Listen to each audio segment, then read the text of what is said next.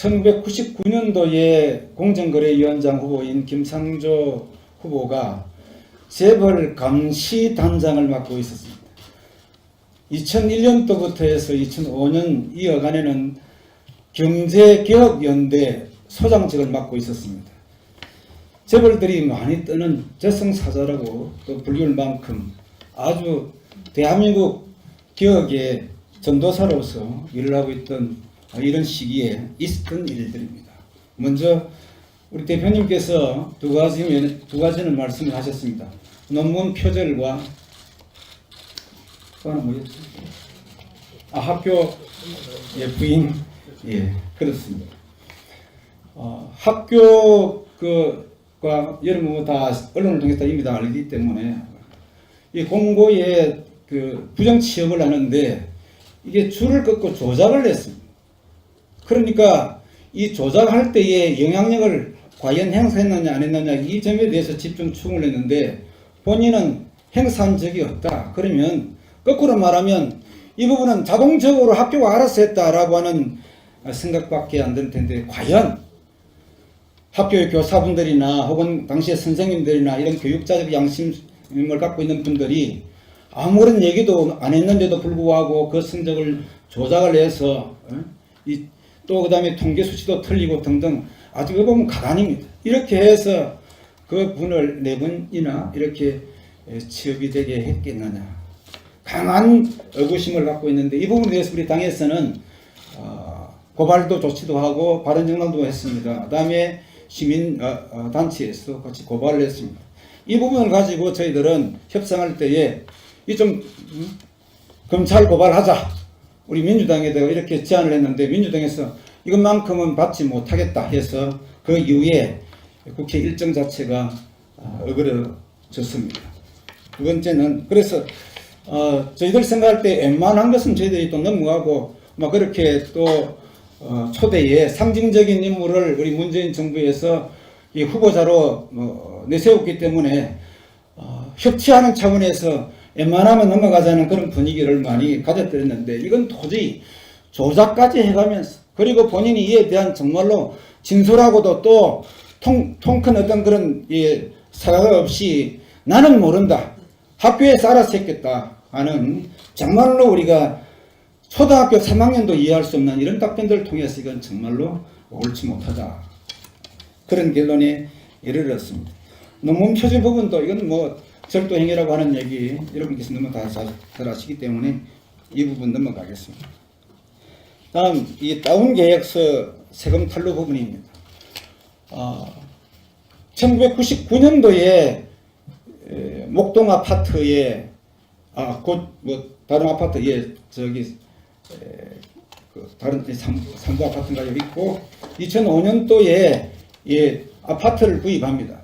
근데 1억 7천만 원 이상 되는 이 아파트를 5천만 원에 신고를 합니다. 약 25% 정도 되는 금액 가지고 신고를 하는데 이 부분도 그 당시에 관행이다 해서 나는 관행으로 살았기 때문에 별 문제 없다 이런 인식을 갖고 있었습니다. 굉장히 충격적인 얘기를 들었습니다. 정말로 다른 걸 다 제껴놓고 정말 국민한테 송구하다라는 얘기부터 먼저를 했어야 되는데 관행으로 됐기 때문에 나는 그 관행에 따라서 살았기 때문에 문제가 없다는 얘기를 듣고 우리 청문위원들이 7명이 되는 우리 자유한국당 청문회 다 아연 실색을 했습니다. 본인이 남의 허문이나 남의 잘못은 정말로 이게 태산같이 다루면서 본인이 지난 잘못은 정말로의 태산에 있는 티끌만큼도 여기지 않는 이런 인식 자체를 가지고 과연 대한민국 앞으로 일어나는 이 공정거래위원장으로서 역할을 충분히 할 수 있겠느냐. 이건 얼토당토 않다. 이런 결론을 냈던 것입니다. 뿐만 아니라 1억 2천여만 원이 되는 여기에 대한 세금 탈루한 부분도 본인이 결국 아직도 갚았다는 얘기가 냈다는 얘기도 없습니다. 그래서 한마디로 말씀드리면 정말로 이런 너무한다. 해도 너무한다. 그런 인식이 들었습니다. 다른 위장 전입 부분에 대해서는 여러 가지 얘기가 많이 떠올랐지만 당시에 이 위장 전입했던 곳이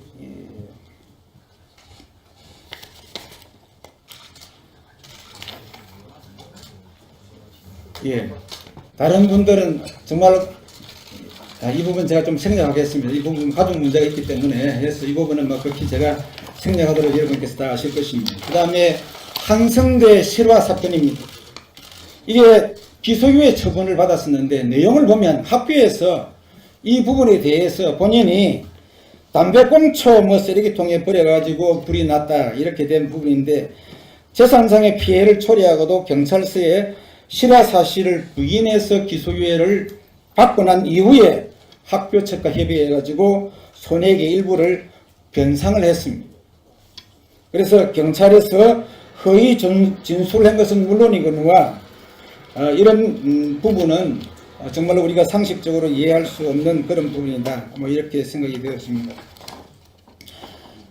특히 또 이 공정거래위원장은 어느 당에 이렇게 편파적으로 손을 들어줄 수 없는 그런 입장이 있는 사람입니다. 청문회 당시에 우리 지금 현재 여당 의원들이 이거 우리 민주당하고 당론이 배치된다 하니까 거기에서 즉각적으로 예, 배치 안 되도록 하겠습니다. 이런 형태의 이런 의미의 발언을 했습니다. 그러니까 소신도 없고 그래서 자기를 후보자가 내세워준 그 당에 보원하는 어떤 의미의 발언을 통해서 이 부분도 정말로 많이 놀랐습니다. 종합해보면 여러 가지 더 있지만 간단하게 몇 가지 말씀을 드렸습니다. 종합비리센터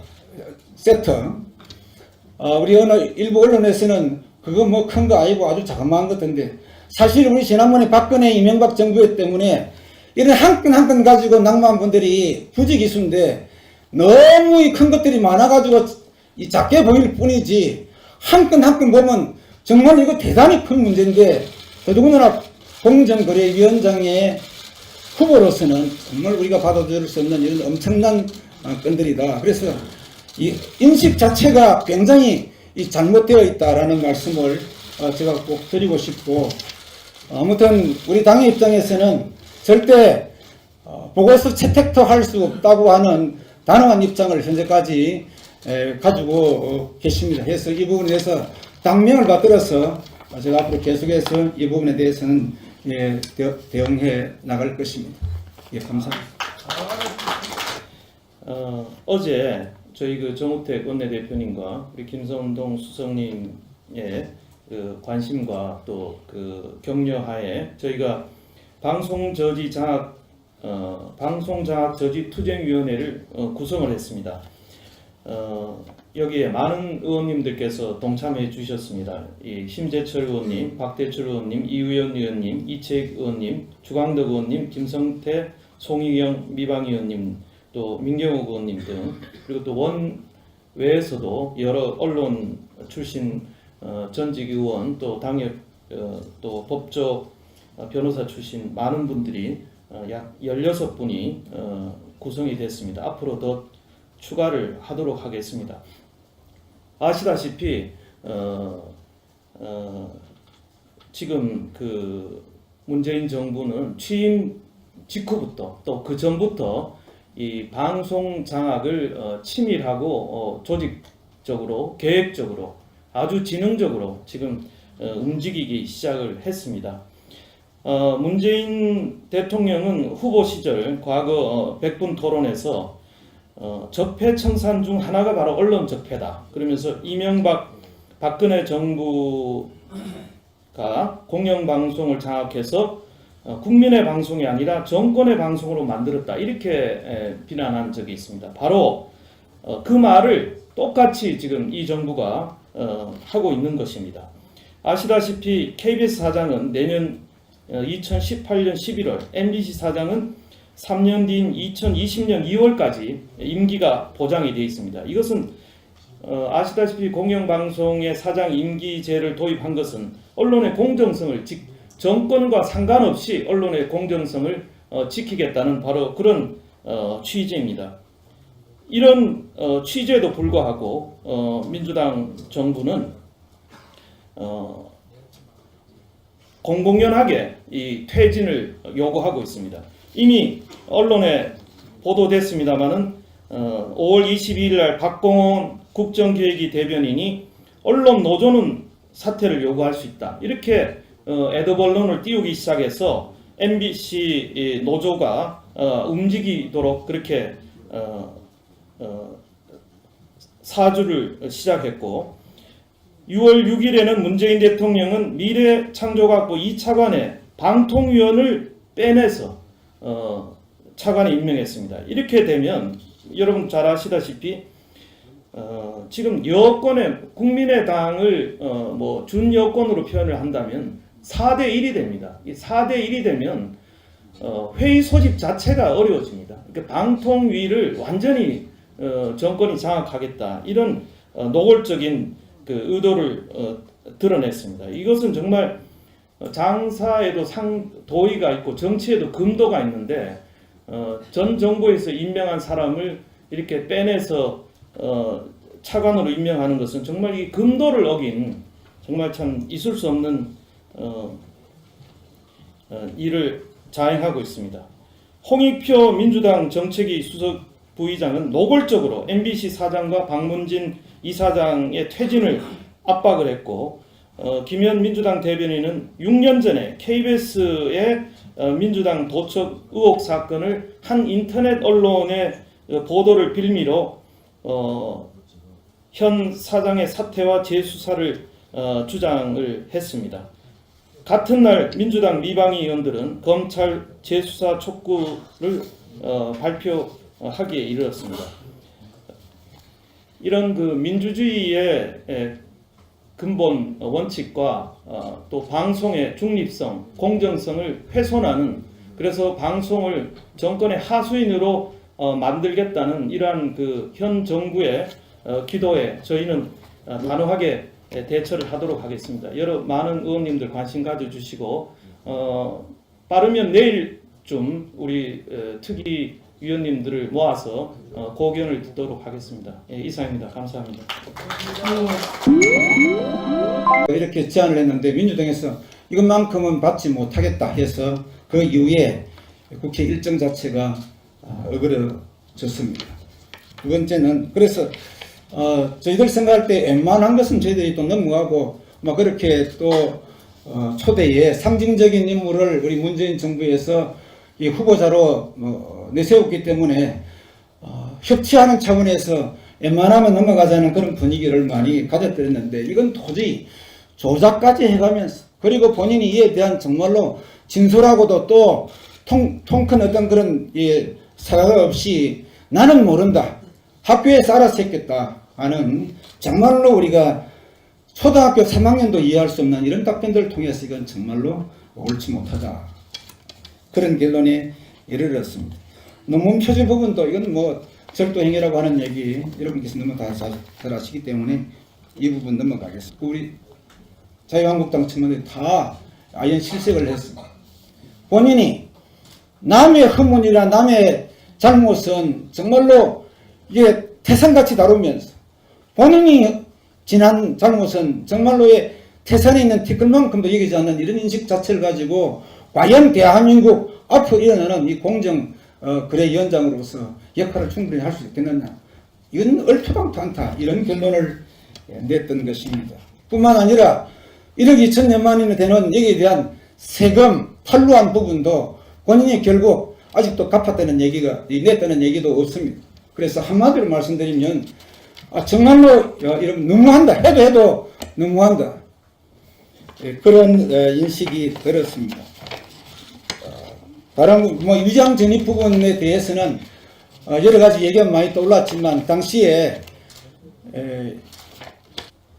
그러니까 이 조작할 때의 영향력을 과연 행사했느냐 안 했느냐 이 점에 대해서 집중 추궁을 했는데 본인은 행사한 적이 없다. 그러면 거꾸로 말하면 이 부분은 자동적으로 학교가 알아서 했다라고 하는 생각밖에 안 들 텐데 과연 학교의 교사분들이나 혹은 당시의 선생님들이나 이런 교육자적 양심을 갖고 있는 분들이 아무런 얘기도 안 했는데도 불구하고 그 성적을 조작을 해서 또 그 다음에 통계 수치도 틀리고 등등 아주 보면 가관입니다. 이렇게 해서 그 분을 4번이나 이렇게 취업이 되게 했겠느냐.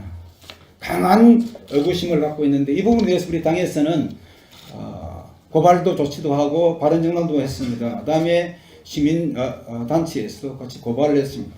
이 부분을 가지고 저희들은 협상할 때에 이 좀 검찰 고발하자. 우리 민주당에다가 1999년도에 공정거래위원장 후보인 김상조 후보가 재벌 감시단장을 맡고 있었습니다. 2001년도부터 해서 2005년 이어간에는 경제개혁연대 소장직을 맡고 있었습니다. 재벌들이 많이 뜨는 저승사자라고 또 불릴 만큼 아주 대한민국 개혁의 전도사로서 일을 하고 있던 이런 시기에 있었던 일들입니다. 먼저 우리 대표님께서 두 가지는 말씀을 하셨습니다. 논문 표절과 또 하나 뭐였죠? 학교 부인 그렇습니다. 학교 과 여러분 다 언론을 통해서 이미 다 알기 때문에 이 공고에 부정 취업을 하는데 이게 줄을 긋고 조작을 했습니다. 다음 이 다운 계약서 세금 탈루 부분입니다. 1999년도에 목동 아파트에 다른 아파트에 다른 삼부 아파트인가요 있고 2005년도에 아파트를 구입합니다. 근데 1억 7천만 원 이상 되는 이 아파트를 5천만 원에 신고를 합니다. 약 25% 정도 되는 금액 가지고 신고를 하는데 이 부분도 그 당시에 관행이다. 그래서 나는 관행으로 살았기 때문에 별 문제 없다. 이런 인식을 갖고 있었습니다. 굉장히 충격적인 얘기를 들었습니다. 정말로 다른 걸 다 제껴놓고 정말 국민한테 송구하다라는 얘기부터 먼저를 했어야 되는데 관행으로 됐기 때문에 나는 그 관행에 따라서 살았기 때문에 문제가 없다는 얘기를 듣고 우리 청문위원들이 뭐 7명이 되는